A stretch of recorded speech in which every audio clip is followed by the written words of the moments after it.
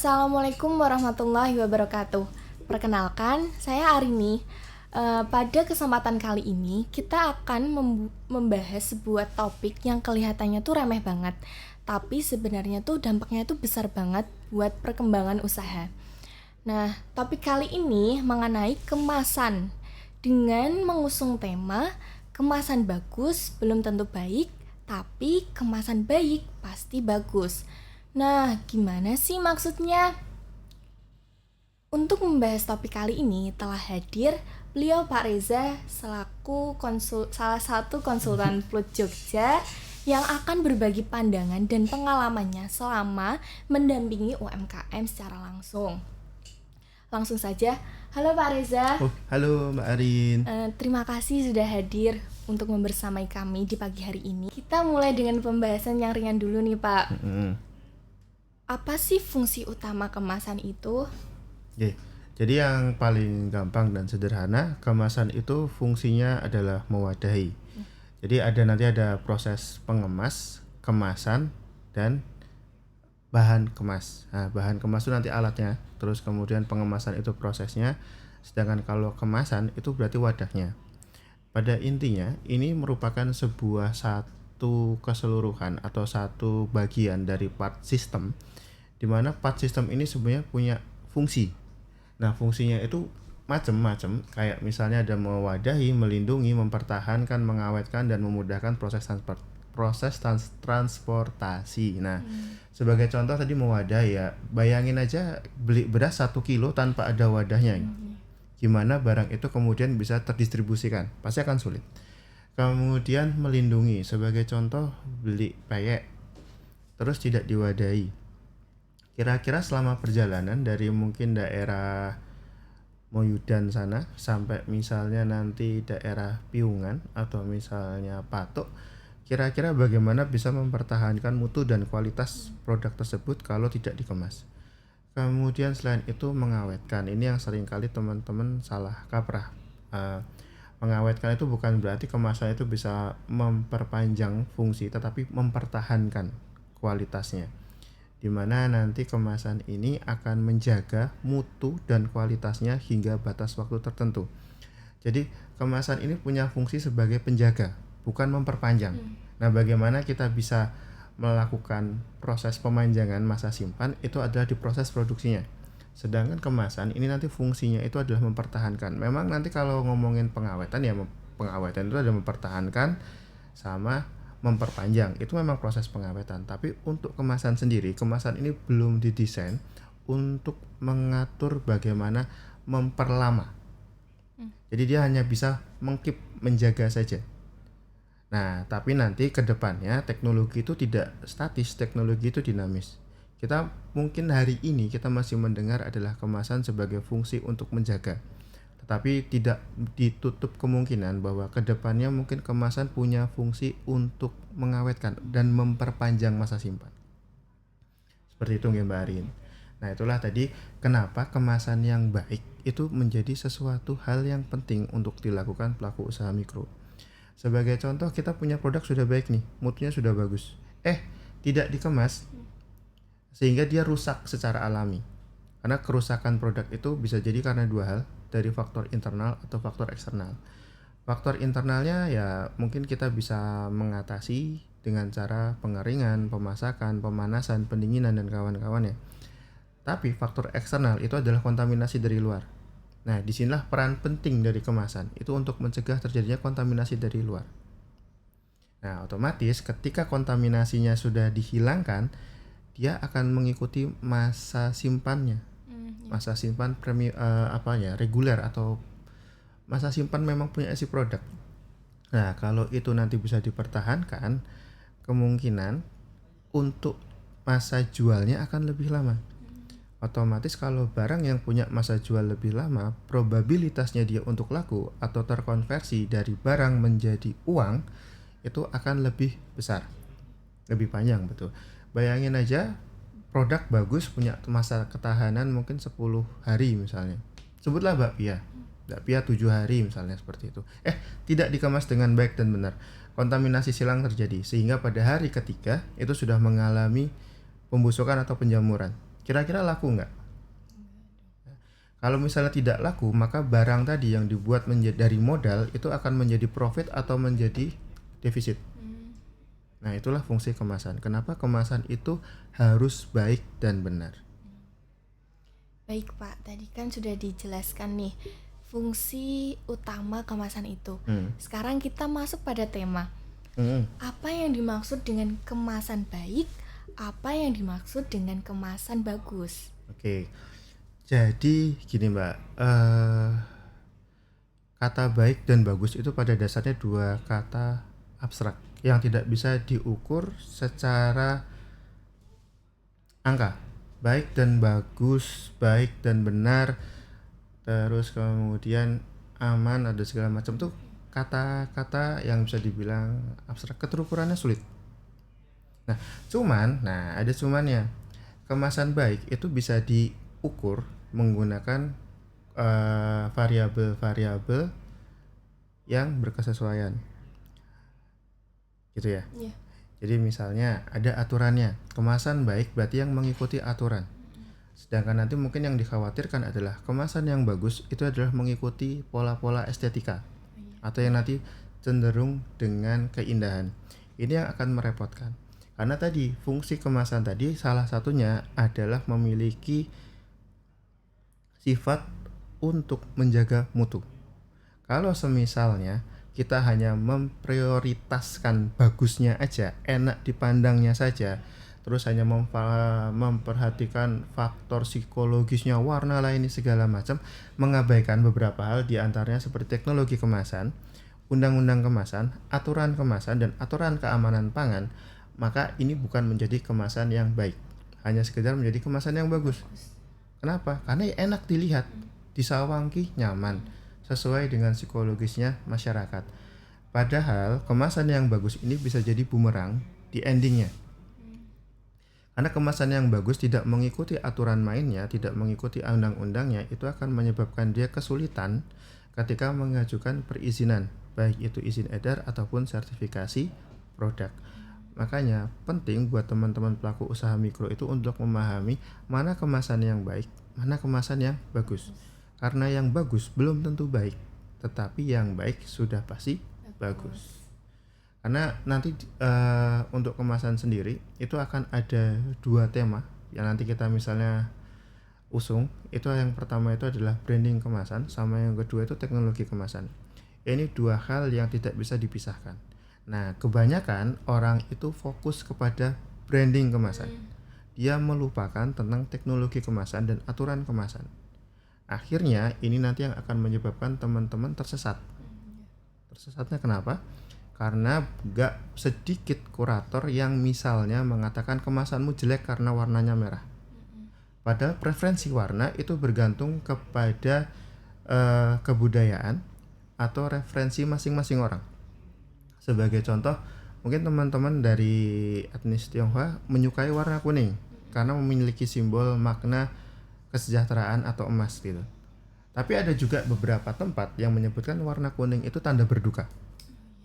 Nah, inilah yang menyebabkan bias pada kata bagus untuk kemasan. Dalam hal ini sekali lagi untuk kemasan. Jadi bagus itu nggak salah, tapi akan lebih benar kalau kemasan itu baik.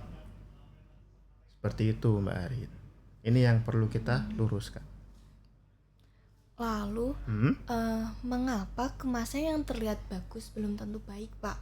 Nah, kenapa kemasan yang bagus belum tentu baik? Itu tadi yang saya sebutkan. Kita tuh punya beberapa kaidah yang harus dipenuhi dalam pembuatan kemasan. Dalam hal ini kembali ke awal tadi, kemasan itu punya fungsi mengawetkan, punya fungsi mempertahankan, punya fungsi melindungi. Nah, fungsi-fungsi ini juga harus dipahami. Ini nanti muncul di teknologi kemasan. Kalau kemasan itu harus bagus, dia akan cenderung munculnya di branding kemasan. Padahal seperti yang saya bilang, untuk mencari kemasan yang baik, kita harus melihat aspeknya brandingnya, kita harus melihat teknologinya, kita harus melihat aturannya. Sedangkan kalau bagus rata-rata, itu nanti fokusnya adalah branding. Oh, kok labelmu kayak gini sih, nggak eye-catching misalnya kayak gitu. Sedangkan kalau kita ngomongin bagus, warna oke, nggak masalah selama tidak mengganggu atau tidak menyalahi aturan. Kemudian teknologinya kemasan produkmu itu keripik, peyek, maka kalau pakai plastik aturan mainnya harus pakai ukuran sekian, Iya. ketebalan sekian, karena dia nanti bisa menjaga bentuk. Produkmu itu peyek, maka aturan pakainya berarti kamu pakai Permenkes per KB POM sama nanti aturan di kabupaten kota yang berlaku. Nah, ini yang kadang-kadang dilupakan. Aturan, karena aturan ini nanti yang akan menjadi dasar pengajuan untuk mengajukan standar izin edar. Kalau ini tidak terpenuhi, maka berdasarkan Permenkes, produk tersebut tidak boleh diperjualbelikan secara umum. Nah, inilah yang menjadi titik berat kita di dinas dalam hal ini. Ketika ngomongin kemasan itu yang paling bagus, yang paling benar adalah kemasan yang baik.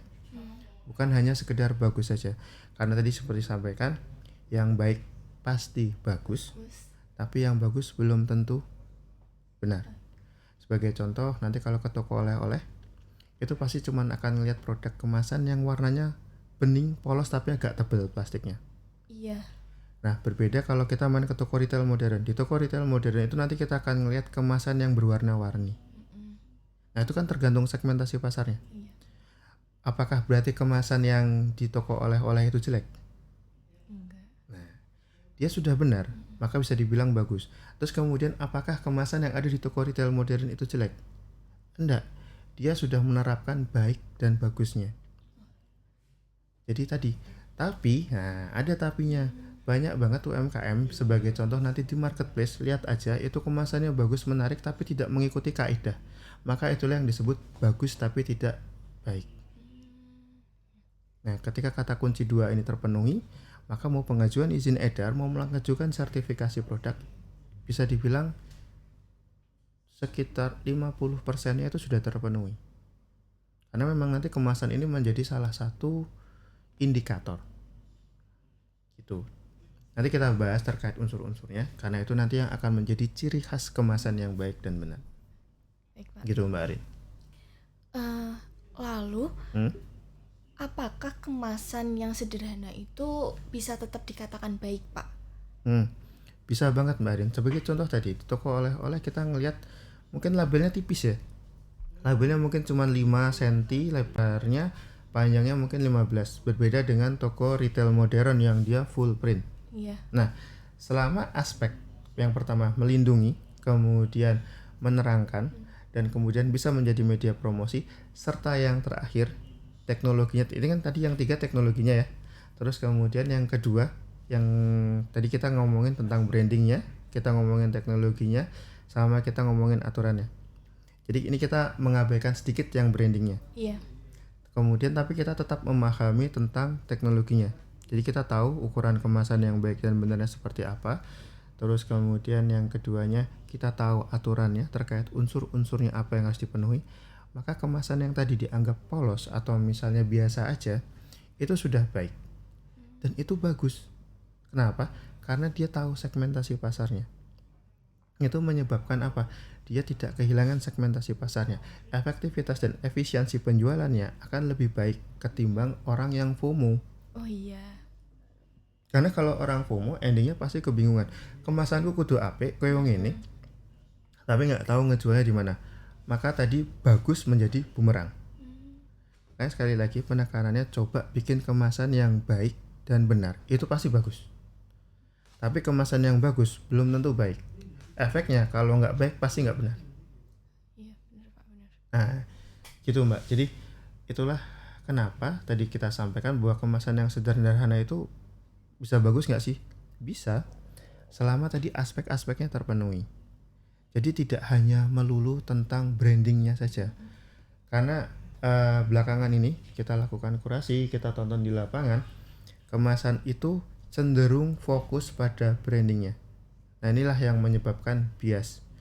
Kalau bias, sekali lagi jenengan pelaku usaha itu akan melewatkan poin-poin emasnya, atau istilahnya apa ya poin-poin emas itu, kesempatan untuk bisa berkolaborasi dengan usaha lainnya yang lebih besar. Kenapa seperti itu? Legalitasnya nggak menunjang. Sekali lagi, kemasan itu menjadi salah satu indikator untuk mendapatkan legalitas, baik itu izin edarnya ataupun sertifikasi produknya. Nah, gitu Mbak Arin. Umat. Emang kalau kemasan itu gampang-gampang susah. Karena sekali lagi kemasan itu adalah istilahnya bagian awal komunikasi antara pembeli dan penjual. Karena produk ketika kita jualan kan nggak mungkin kita bisa selalu ketemu dengan pembelinya. Iya. Sebagai contoh titip jual atau segala macam. Akses penjualannya kita perluas, ininya kita perlebar, sehingga kemungkinan interaksi ketemunya antara si penjual dengan si pembeli itu tipis. Iya. Sehingga bagaimana product knowledge itu bisa muncul, bisa dipahami oleh pembeli dan kemudian bisa menjadi solusi bagi si pembeli, itu adalah di kemasan. Nah, penulisan unsur-unsur seperti itu tadi ditetapkan oleh aturan, baik itu Permenkes, Perkaban, Perkabepom, terus kemudian Undang-Undang Barang dalam Kemasan Tertutup, Permendak juga menyebutkan hal di situ.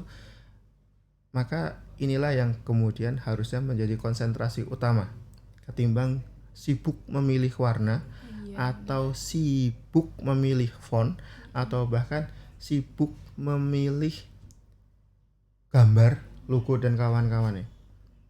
Karena itu warna, logo dan segala macam itu tidak diatur oleh undang-undang. Sehingga sekali lagi kemasan sederhana mungkin nggak bisa menjadi sebuah kemasan yang bagus. Sangat memungkinkan. Gitu Mbak Arin. Ternyata kemasan yang terlihat topik sederhana ternyata menyimpan banyak informasi ya Pak. Betul. Lalu Pak, informasi apa saja yang wajib ada pada kemasan, yang wajib tercantum pada kemasan? Nah, kemasan sendiri akhirnya kan kita pecah jadi dua. Iya. Yang secara sederhana kemasan untuk kuliner sama kemasan non kuliner. Iya. Karena nanti berdasarkan Undang-Undang Nomor 2 1981 itu barang dalam kemasan terbungkus itu mengisyaratkan bahwa semua barang yang kemudian untuk penggunaannya itu harus dibuka secara permanen ataupun temporer, itu nanti termasuk barang yang harus dikenakan ketentuan pengemasan. Tidak terkecuali itu untuk makanan ready to eat atau misalnya contohnya lotek gitu ya. Oh, iya. Lotek, gado-gado dan segala macam itu juga nanti ada aturan pengemasannya. Hanya saja kemasannya jauh lebih simpel dan lebih sederhana. Nanti kalau untuk barang ke tingkat ketahanan pangannya di bawah 24 jam biasanya cukup dibungkus saja. Dibungkus secara tertutup dan memastikan meminimalisir yang pertama kontaminasi, kemudian yang kedua mempermudah proses distribusi. Itu khusus untuk makanan di bawah tingkat ketahanan di bawah 24 jam. Dan itu diatur dalam Undang-Undang Nomor 2 1981, Undang-Undang Barang dalam Kemasan Terbungkus. Nah, di atasnya itu maka kita akan kena aturan tambahan. Kenapa? Karena di situ nanti akan berkaitan dengan bahan sediaan pangan. Nah, bahan sediaan pangan ini nanti akan dibahas lagi di Permenkes ada, di Perkabepom ada, di Perkaban ada. Sehingga kemasannya tadi, jadi tadi ya kita ngomongin kemasan itu ada dua, kemasan pangan sama non pangan, kemudian di pangan itu dipecah lagi jadi dua, ada kemasan pangan ready to eat dengan tingkat ketahanan di bawah 24 jam, sama kemasan yang menjadi sediaan pangan, tingkat ketahanannya di atas dari itu, aturannya berbeda. Nah, untuk produk kemasan sediaan pangan, itu nanti ada aturan tambahan yaitu Perkabepom, terus kemudian Permenkes, terus juga ada Permendak. Apa aja sih yang wajib ada? Nah, nanti yang wajib ada itu pertama, dibuat oleh siapa, di mana, kemudian legalitas ini bisa bisa sertifikasi produknya atau izin edar pangannya. Terus kemudian masa kadaluarsa. Kalau sekarang itu kalau nggak salah berdasarkan undang-undang apa gitu, jadi masa kadaluarsa itu katanya diganti, jadi bukan masa kadaluarsa tapi baik digunakan sebelum. Tapi untuk detailnya kita masih nyari juknis terbaru. Tapi untuk sementara ini masa kadaluarsa sepertinya masih bisa dipakai. Terus kemudian tadi diproduksi oleh siapa, di mana sudah, komposisi bahan, terus kemudian alergen.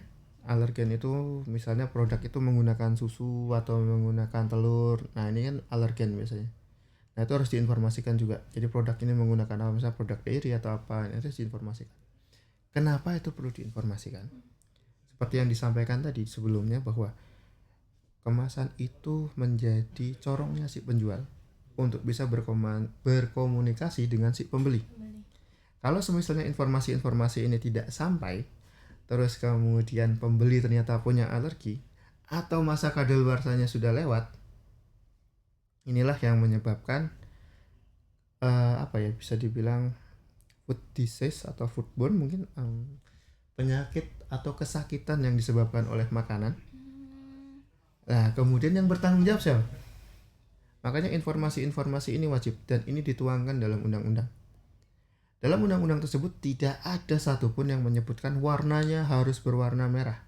Makanan pedas harus warna merah, enggak. Makanan kecut harus warna kuning, enggak ada. Atau misalnya roti harus berwarna coklat, enggak ada. Di undang-undang itu menyebutkan itu tadi, unsur-unsur itu aja. Kalau nggak salah 9 unsur total ada 11 unsur, kemudian yang wajibnya ada 9. Nah, nanti kalau detailnya monggo dah ya. Mau main ke dinas koperasi boleh, atau mau silahkan. Nah, kemudian selain itu juga harus disampaikan bahwa ada nilai gizi. Nah, nilai gizi inilah yang tadi saya sampaikan, informasi tambahan. Barcode misalnya, barcode itu juga informasi tambahan, tidak wajib ada, tapi kalau ada kenapa enggak. Dan barcode itu beberapa toko produk retail, misalnya produk-produk barang itu memiliki arti yang berbeda-beda maknanya.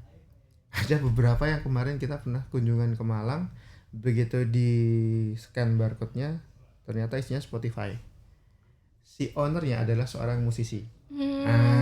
Unik ya Pak. Boleh, ternyata itu jingle lagunya produk itu.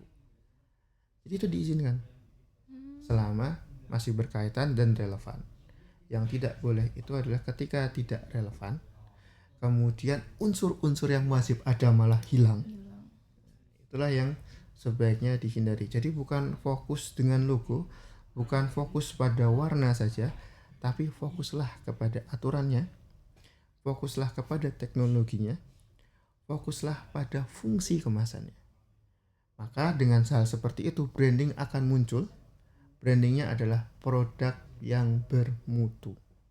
Bukan cuma produk yang enak dipandang, enak untuk dipegang, enak untuk dibawa, tetapi produk yang bermutu. Nah, itulah tadi fungsi kemasan, Mbak. Baik, Pak. Untuk contoh kemasan yang baik dan benar dan sesuai standarisasi, pemirsa di rumah bisa melihatnya sampai video ini selesai. Kita masuk pada pembahasan pelanggaran nih, Pak. Apa sih contoh pelanggaran kemasan yang biasanya sering dilakukan UMKM di luar sana? Yang paling sering banget itu tadi, dari tadi kita sebut bahwa terlalu fokus kepada branding produk, sehingga dia melupakan fungsi kemasan tadi, dia melupakan teknologi kemasan yang bersesuaian dengan produknya tadi, dia mengabaikan aturan. Nah, inilah yang menyebabkan kemasanmu tuh bagus, iya, menarik, iya, tapi nggak benar, tapi nggak baik, akhirnya jadi kayak gitu. Kenapa nggak baik? Informasinya terputus. Semisal sebagai contoh masa kadaluarsa, itu banyak banget produk yang kemudian mengabaikan. Dan itu banyak banget di marketplace. Banyak banget mengabaikan itu. Atau sebagai contoh, berat bersih. Kenapa berat bersih jadi penting? Rugi nggak kalau misalnya diomongin di iklannya kita bisa dapat 100 gram, ternyata ketika kita beli kita cuma dapat 80 atau 90 gram. Rugi dong, Pak. Rugi ya. Kira-kira Mbak Arin bisa merasakan nggak dengan tangannya atau dengan 5 panca inderanya, kira-kira produk ini benar seperti yang di iklan disebutkan 100 gram, bukan 90 gram atau bukan 80 gram? Tentunya bisa, Pak. Semakin sedikit semakin kelihatan. Semakin sedikit semakin Kelihatan. kelihatan. Yang jadi masalah kemasan tadi menutupi produknya. Iya kan? Karena Curang ya, Pak. iya. Itu penipuan konsumen berarti kan? Oh iya. Nah, itulah makanya muncul yang maka setelah itu muncul ada yang namanya Peraturan Menteri Perdagangan, BPOM juga membahas tentang itu, Permenkes juga membahas itu, sama tadi barang dalam kemasan tertutup. Nah, sebagai indikator utama yang paling aja mudah dipahami adalah ketika misalnya Mbak Arin tadi beli produk harusnya 100 gram, kemudian dikemas dengan bagus, full print, ternyata isinya 90 gram. Itulah contoh yang paling sederhana yang bisa dirasakan. Itu yang pertama. Kemudian masa kadaluarsa, kadang-kala mereka tidak mencantumkan itu. Atau misalnya standarisasi produk, dalam hal ini izin edar. Itu berkaitan. Kenapa? Karena kalau izin edar tidak ada masa kadaluarsanya, pasti nggak akan terbit. Kenapa? Kita nggak tahu produk ini aman sampai kapan. Ya kan? Penting banget ya, Pak. Penting banget. Padahal tadi kemasannya bagus, full print loh. Cuman dibandingin sama kemasan peyek atau misalnya keripik yang cuman dikemas plastik bening. Nah, itulah tadi kenapa kemasan itu harus milih kemasan yang bagus. Kemasan yang baik. Bukan yang hanya sekedar bagus dan menarik. Kenapa? Karena kalau bagus dan menarik saja tadi belum tentu tidak cukup, belum tentu baik. Nah, kalau sudah nggak baik, mau apa yang mau benar, ya kan? Nah, itulah tadi kenapa kemasan itu wajib. Dan ini berkorelasi juga untuk kemasan non pangan. Ini yang berdasarkan Undang-Undang BDKT nomor 2 1981. Jadi kemasan untuk produk non pangan itu wajib mencantumkan yang pertama nama barangnya. Terus kemudian ada kata kuantitas, itu gramasinya atau misalnya volumenya. Terus kemudian ada beratnya, ada angkanya. Terus kemudian dibuat oleh siapa dan di mana. Nah, inilah undang-undang yang paling dasar mengatur tentang kemasan. Karena di undang-undang di produk non pangan ini BPOM, Permenkes, Perkaban itu belum menyentuh ke situ. Dan sekali lagi, di undang-undang tersebut tidak membahas masalah warna, tidak membahas masalah logo. Walaupun sebenarnya logo itu di BPOM itu ada ya. Di Perkaban itu ada. Dia ngebahas tentang SARA. Jadi kemasan tuh nggak boleh ngandung SARA. Nah, suku, agama, ras, iskulah. Atau misalnya hewan-hewan terlarang, atau misalnya gambar-gambar pornografi, nah itu diatur di Perkaban. Berarti menurut pandangan hukum kemasan sendiri itu udah ada ini ya, Pak, regulasi di Indonesia untuk mengatur soal kemasan. Betul, sudah ada aturannya. Makanya itu tadi, kemasan yang bagus dan menarik, masalahnya itu tidak mengikuti regulasinya. Ketika dia tidak mengikuti regulasinya, yang dirugikan siapa? Pembeli, konsumennya.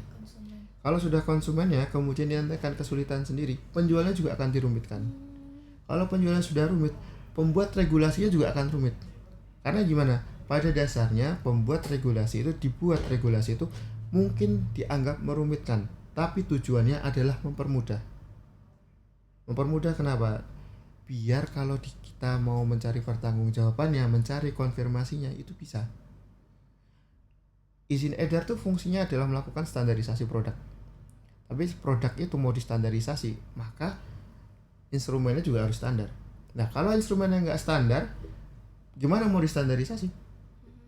Nah, makanya kemasan merupakan salah satu instrumen untuk standarisasi. Inilah media informatif antara pembeli dan penjual. Misalnya tadi, produknya bagus, bermutu, berkualitas, tidak ada nih yang buat siapa, dibuat di mana. Gimana dia mau repeat order? Yang rugi siapa? Penjual. Tadi kan kita udah ngomongin yang ruginya pembeli ya beberapa kali. Yang rugi penjual. ternyata kemasannya itu tidak bisa melindungi atau istilahnya tidak permeasi sehingga mudah melempem. Padahal dibikinnya bagus, mutunya baik, tapi kemudian disimpan di tempat yang kurang proper. Sering terjadi pada keripik, peyek, di mana produk-produk tersebut punya korelasi dengan minyak. Punya korelasi ya, proses produksinya mengandung minyak, sehingga di minyak itu tuh punya anti tengik itu musuhnya cahaya matahari. Terus di kemasannya tidak ada terangan simpan produk pada tempat yang kering dan teduh, misalnya ditaruh di bawah sinar matahari, panas dingin, masa kadaluarsanya masih 6 bulan atau misalnya bulan September. Loh, ini bulan Januari begitu dibuka kok tengik. Apa salah kemasannya? Salah penyimpanannya. Salah. Berarti yang salah siapa? Penjualnya. Yang rugi siapa? Penjualnya. Kenapa? Karena produknya cepat tengik. Produknya enggak betul, jadi lebih cepat tengik, tapi itu kesalahannya adalah karena dia tidak ngikutin kaedahnya. Tidak ngikutin aturan. Tidak mencantumkan. Betul. Aturan-aturan apa yang harus disampaikan. Karena sekali lagi, kemasan media komunikasi. Kalau Mbak Arin sebagai pelaku usaha punya 1000 produk, apakah harus ngomong 1000 kali? Enggak dong, Pak. Capek ya? Iya. Makanya kemasan yang menjadi ujung tombak komunikasi antara penjual dan pembeli. Sehingga sekali lagi, kemasan yang baik itu memperhatikan segala aspek, bukan hanya branding, bukan hanya warna, bukan hanya logo, tapi teknologi kemasannya dibahas, kemudian informasi atau regulasi kemasannya diikuti, sehingga branding itu muncul dari kalimat produk berkualitas, bukan produk yang gambarnya sapi, bukan produk yang gambarnya kupu-kupu. Gitu Mbak Arin. Mumet ya? Sangat berdaging banget sih, Pak. Pembahasan berkemasan. Iya. Terus Pak, ini untuk pesan bagi UMKM di luar sana mengenai kemasan. Mengenai kemasan ya, pada dasarnya saya yakin semua UMKM itu melakukan kegiatan usaha itu karena ingin memberikan solusi bagi konsumennya. Sehingga saya yakin ingin memberikan solusi itu hanya bisa diberikan oleh orang-orang baik. Ya, konsep saya adalah matur suwun sudah jadi orang baik.